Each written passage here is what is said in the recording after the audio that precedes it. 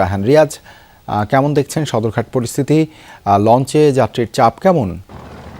দেবাশিস, আপনাকে যে জিনিস দেখানোর জন্য আসলে এতক্ষণ অপেক্ষা করছিলাম সেটি হচ্ছে একটি লঞ্চ ছেড়ে গেল।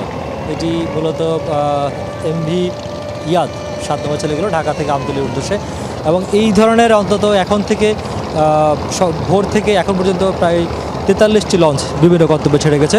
এখান থেকে যেহেতু বারবারই বলছিলাম যে 37 রুটে যে লঞ্চগুলো চলাচল করে, এভাবে প্রত্যেকটি লঞ্চ যে লঞ্চগুলো গিয়েছে প্রত্যেকটি লঞ্চ এই ধরনের যাত্রী বোঝাই করে নিয়ে গেছে। অর্থাৎ যাত্রীতে পরিপূর্ণ ছিল লঞ্চের একেবারে 2 থেকে 3-4 তলা পর্যন্ত যে বিশিষ্ট লঞ্চগুলো রয়েছে প্রত্যেকটি তলায় মানুষ ছিল।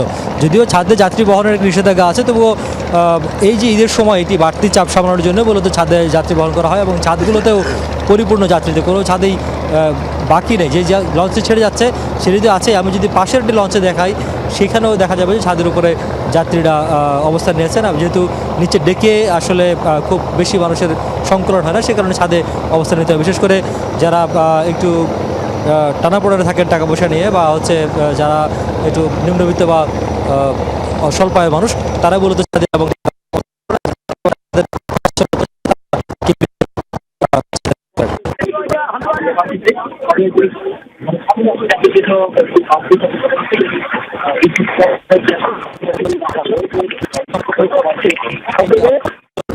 প্রখরতাও বাড়ছে।